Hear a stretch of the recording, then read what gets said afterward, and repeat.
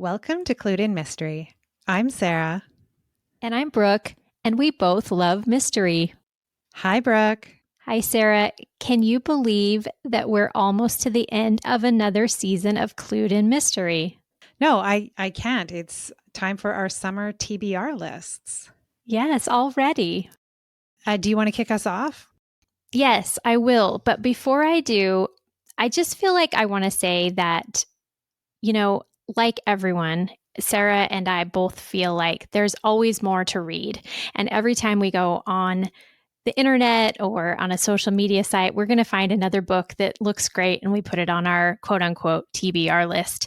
But sometimes it can get overwhelming. And I just want to say that, even though this looks like we're very organized, this is just a small window into what we're reading and what we want to read. I found a quote from Laura Keating, who is just someone I follow on Instagram. And she says, "You will die with books unread. It's not morbid, just a fact. So buy what you want, get to what you can. You've supported an author and collected an art you love. A library full of unread books is a beautiful thing." So I'm taking that to heart, knowing that this is just a small portion of the things that I would love to get to in the next 2 to 3 months. But my first pick is a nonfiction title. I love to read a nonfiction book alongside of fiction, usually. And this one is Mystery of Mysteries, The Life and Death of Edgar Allan Poe by Mark Dawidziak. Poe, who remains one of the most iconic of American writers, died under the haunting circumstances that reflect the two literary genres he took to new heights, mystery and horror. Over the years, there has been a staggering amount of speculation about the cause of death, but many of these theories are formed on the basis of the caricature we have come to associate with Poe. The gloomy-eyed grandfather of Goth, hunched over a writing desk with a raven perched on one shoulder, drunkenly scribbling his chilling masterpieces. By debunking the myths of how he lived, we come closer to understanding the real Poe and uncovering the truth behind his mysterious death. Oh, Brooke, that sounds so good. And I know how much of a fan of Edgar Allan Poe you are. So that sounds like a perfect pick for you. Yeah, I'm looking forward to it. I think, like we talked about in our episode about Poe, that we definitely hold that caricature in our mind. And I've done enough reading to feel like it's pretty accurate, but I'm looking forward to seeing this author's take and see what new theories he has to pose. And maybe a new episode will come out of it. Ooh, I like that. So I feel like I'm on my TBR list. I've got a lot of books that I want to catch up on. And one of those is In a Dark, Dark Wood by Ruth Ware. So I really enjoyed The Woman in Cabin 10 when we read it for our first What Would You Do episode. And I've been meaning to read another book by Ware. And so I thought I would start with this one. I know she does have a new release this summer, but I thought it might be easier to get my hands on the library copy of one of her older books. The description is: a weekend away deep in the English countryside takes a sinister turn in this suspenseful and compulsive debut psychological thriller. Sometimes the only thing to fear is yourself. Lenora, Lee to some, Nora to others, is a reclusive writer, but when an old friend unexpectedly invites her to a weekend away in an eerie glass house, she reluctantly agrees to make the trip. But a haunting realization creeps into the party. They are not alone in the woods. 48 hours later, Nora wakes up in a hospital bed with the knowledge that someone is dead. Wondering not what happened, but what have I done, she tries to piece together the events of the past weekend. In order to uncover secrets and reveal motives, Nora must revisit parts of herself that she'd rather leave buried where they belong, in the past. Well, this is one that I have read, Sarah, and I think you're going to really enjoy it. Yes, I'm looking forward to it. I really did enjoy The Woman in Cabin 10, so I'm looking forward to reading more of Ruth Ware. Awesome.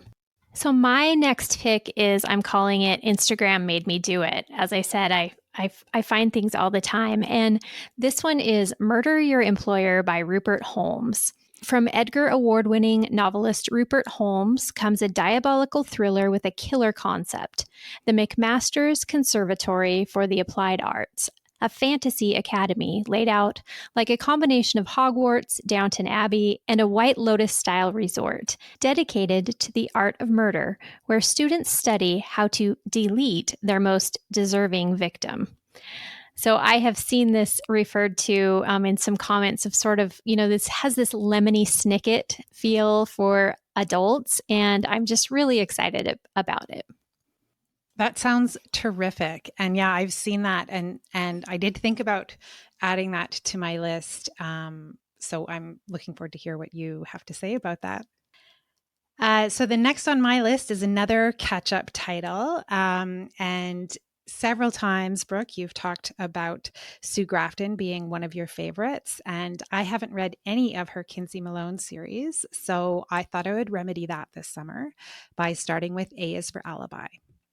It was originally published in the early 1980s, so I'm looking forward to some old school technology references, and probably some references to smoking inside, and sort of that throwback to the 1980s, which I heard someone refer to as the late 1900s not too long ago. Oh no, that's true. It is, I know. So I'll just read the description. A is for Avenger. A tough-talking former cop, private investigator, Kinsey Malone has set up a modest detective agency in a quiet corner of Santa Teresa, California. A twice-divorced loner with few personal possessions and fewer personal attachments, she's got a soft spot for underdogs and lost causes. A is for Accused. That's why she draws desperate clients like Nikki Fife. 8 years ago, she was convicted of killing her philandering husband. Now she's out on parole and needs Kinsey's help to find the real killer. But after all this time, clearing Nikki's bad name won't be easy. A is for Alibi. If there's one thing that makes Kinsey Malone feel alive, it's playing on the edge. When her investigation turns up a second corpse, more suspects, and a new reason to kill, Kinsey discovers that the edge is closer and sharper than she imagined. Well, Sarah, you know that Sue Grafton's series is one of my all-time favorites, so I'm really excited for you to start, and let me know what you think. But yes, prepare yourself to be taken back a few decades, because, of course, it's like all the cultural stuff of the 1980s. But Kinsey's amazing, and I hope you like it as much as I do, or at least like it almost as much as I do. All right, my next pick is, as a cozy author, I think it's important that I read cozies. And so I'm going to be reading The Christie Curse by Victoria Abbott. And this is an older book as well. This one came out in 2013, but I love the concept of this series. She calls this her book collector series. And other titles in the series are The Sayers Swindle and The Hammett Hex. So I'm excited about this. But the description is, in 1926, Agatha Christie disappeared, making headlines across the world, only to show up 11 days later at a spa under an assumed name. During those 11 days, did she have time to write a play? In a brand new research position, Jordan Kelly's first assignment is to track down this rumored Agatha Christie play. It seems easy enough, but Jordan soon finds out that her predecessor was killed while looking for it. Is there still someone out there willing to murder to keep the play out of her employer's hands? So this is one I'm also excited about, and in that cozy sphere that I know and love so well.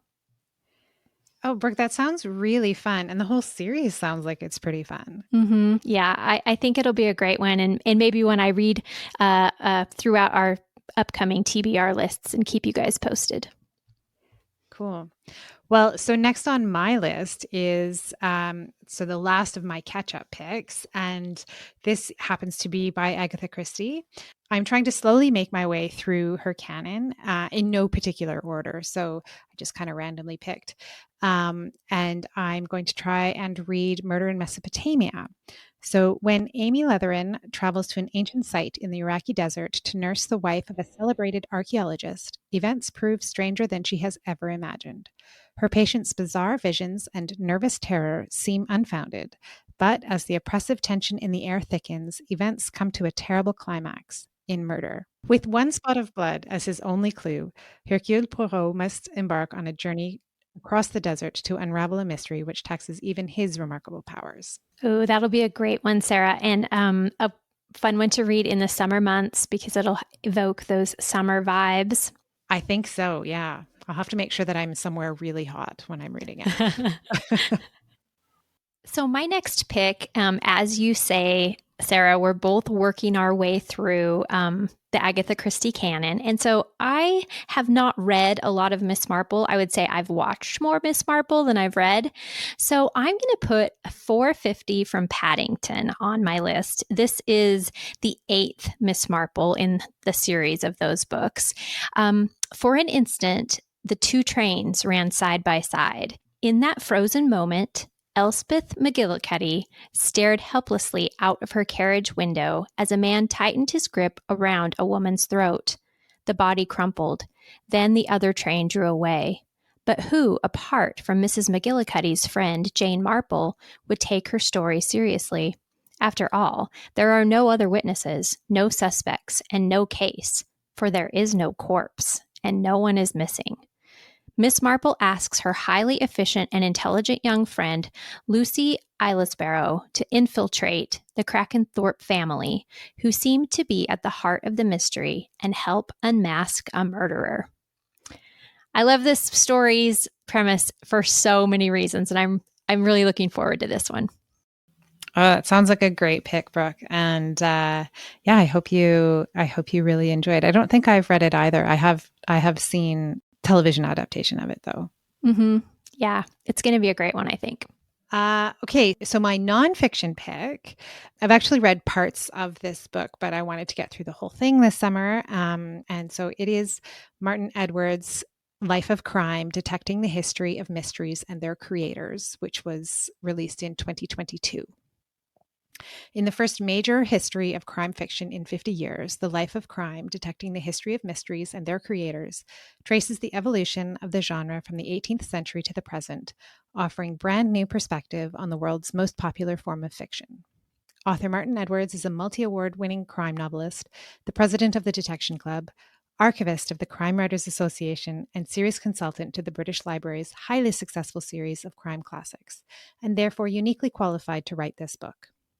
He has been a widely respected genre commentator for more than 30 years, winning the CWA Diamond Dagger for making a significant contribution to crime writing in 2020, when he also compiled and published How Done It, a masterclass in crime writing by members of the Detection Club and the novel Mortmain Hall. Oh, that's going to be great, Sarah. I'm the same. I've read bits and pieces of nonfiction by Martin Edwards, and I think that's a great thing to just say, okay, I'm just going to read it from beginning to end, because he's iconic, right, in our world of mystery. So I think that's going to be fantastic, and I'm thinking that could possibly be a new episode idea when you get finished. Oh, maybe. Yeah. I mean, I don't think there's anybody who knows more about crime fiction than him. So yeah, definitely someone to learn from. My last pick is from my physical TBR stack that's beginning to topple. These are the books that I have picked up at maybe secondhand sales or library sales, or because I see one and I just have to grab it. And this one is Stalking Jack the Ripper by Kerri Maniscalco. And this is a James Patterson imprint called Jimmy Patterson, because it's a YA mystery. So I'm not sure if the Jimmy Patterson imprint is still going strong. This book is from 2016.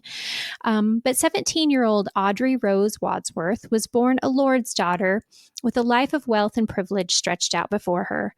But between the social teas and silk dress fittings, she leads a forbidden secret life. Audrey often slips away to her uncle's laboratory to study the gruesome new practice of forensic medicine.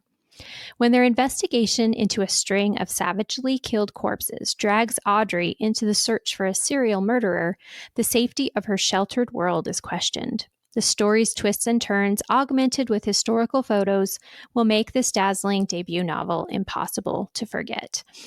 So I think I was inspired to pick it up after our recent episode. We talked about some true unsolved mysteries, and one of those was Jack the Ripper. And I was reminded that I had this sitting on the shelf. It's definitely YA. You can tell by the cover. You can tell that it's going to be probably a little more romance that I usually filter into my reading, but it'll be a good change of pace for me. I'm really curious about a YA take on Jack the Ripper. Mm-hmm. Yes, definitely. And I will say that my daughter was looking at the cover and she said, I don't think you should romanticize Jack the Ripper. And first of all, I want to give huge points to a teenage girl for realizing that. And I had to agree with her. I said, I agree. I think that this could be iffy, but let's read it and let's see what this author's take on the story is. So we'll see. Well, I'm looking forward to hearing what you think. So I've got another book on my list, and this is a recent release.